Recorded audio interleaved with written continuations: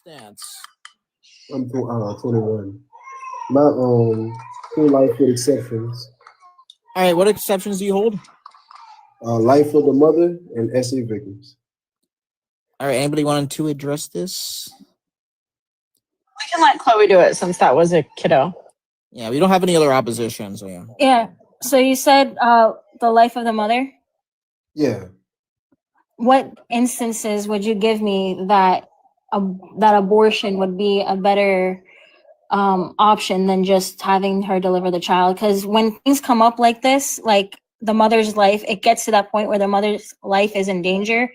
It's actually better for her to deliver than to have an abortion. You can see, have you ever heard of Dr. Anthony Levantino, who was a former abortionist? Hospital for 9 years.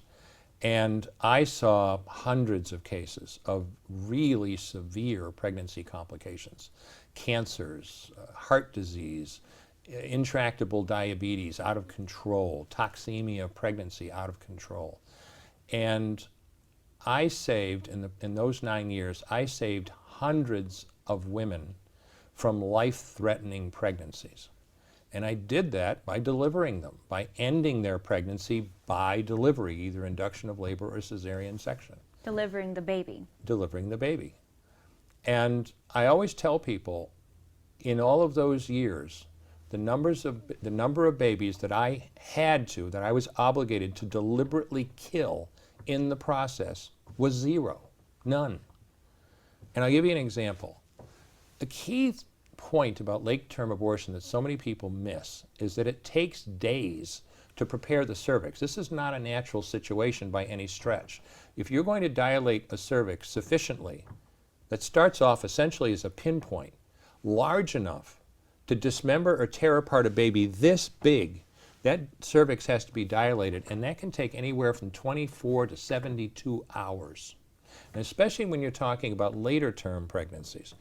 Most life-threatening situations, the vast, vast majority of life-threatening situations in pregnancy are not going to arise until 24, 25, 26 weeks of pregnancy and higher. And when you're talking about that, you're talking about abortion procedures that take 2 and 3 days to prepare the cervix. And I'll give you a classic example. This is a real case. A lady came to the hospital at 27 weeks of pregnancy with severe toxemia. Her blood pressure, you know, a normal blood pressure is about 120 over 80. Her blood pressure was 220 over 160. Okay, this lady would literally be minutes or hours away from a stroke. What do you do in a situation like that? We stabilized her, brought her back, did a cesarean section, had her delivered within an hour of arriving at the hospital. She and her baby did just fine. Amazing. Now, let's say we wanted to use abortion to save her life, okay? If with that kind of blood pressure and that kind of problem, if we waited 2 to 3 days to get her cervix prepared, she would never make it. She would have been dead. And that's a perfect example. You never need late-term abortion to save a woman's life. If necessary, you accomplish the delivery. Now, did every one of those children make it because they were preterm? No. But they all had a chance, and most of them did make it. What you're saying is so amazing, Dr. Levatino, because a lot of people never hear this. They assume when abortion is brought up that it's necessary to kill that child, sometimes to save the mother's life. But you're saying it may be necessary to deliver the baby, but you never have to purposely go and kill that child. That's exactly what I'm saying. I'm listening. Yeah, But so that was- he gives examples of how, you know, the mother came in, she was well into her pregnancy, the baby could live outside of her womb. And if if he went and gave her all the medications to start the abortion and to have it, the abortion time procedure would actually be longer and she would actually be unalived as well. He said it would actually be faster and more safer for both the mother and the baby, that there's no medical need for an abortion because by the time that these things come up, you're able to deliver the baby. Yeah. So Yeah, it's not medically necessary. No, not those. I was talking about there are some where the C-section, because everybody know about the C-section, right? There are some. It's not to be fair. I'm gonna be fair. There is a itty bitty. I can put it up for you. It's a itty bitty little percent, but there's a time when she needs a C-section.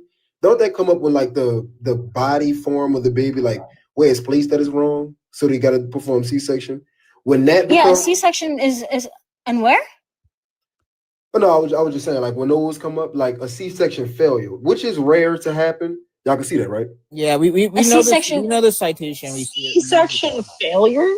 Yes, they the got baby. A What is it? C-section is to take the Describe a baby out. C-section failure to me. Huh? What's a C-section failure?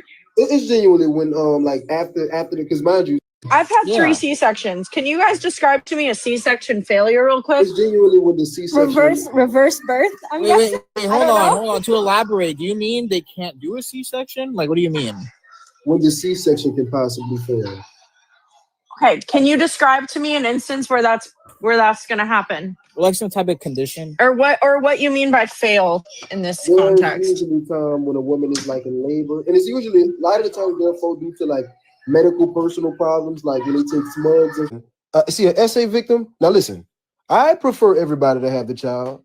I don't never believe it's necessary, but, and I'm sure anybody can. I mean, if you don't agree with me, it's fine. But I wouldn't like put somebody who got SA'd and got an abortion. I wouldn't put them in the same category as a woman who simply just busted open. You know what I'm saying? See, the SA victim didn't necessarily put themselves in this scenario. So I prefer them to have it, but I would not be like lost for words that they chose not to. But yeah, the other one, unaliving your child after you chose to bust it open is outrageous. Do you know that it would actually be beneficial for the person who did the SAing for the woman to have an abortion? Did you ever think about it that way? No, I mean, but that person still go to jail. You know what I'm saying? I agree. He should be sent to jail, Mhm. but the person would also want the baby to be taken and unalived, because there'll be no proof. He doesn't have to pay any child support or anything like that. On top of that, you're punishing a life, which I would hope that you believe life starts at conception, right? Mm-hmm.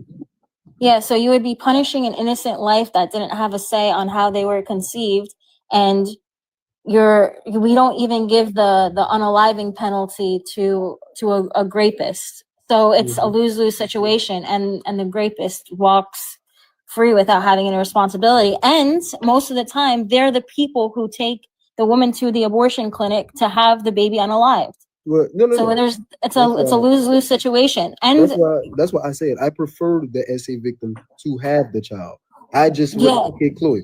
I just would not put them like I just wouldn't hold it over them. You know what I'm saying? I feel like they did something wrong. we wouldn't either, but I think it's going to do more damage than good. This is why I wouldn't give that exception, because I think it does more good for the actual rapist than it's going to ever do. I think the woman is in a lose-lose situation. In that case, the first act of trauma that the woman was subjected to was the SA. Mm-hmm. The second act is to her and to the unborn child. So she's losing, and the unborn child is losing in every case scenario. I know, I get it. That's why I prefer them have the child. I just would not want. I just couldn't see myself saying they did a wrong thing. Like I know they did.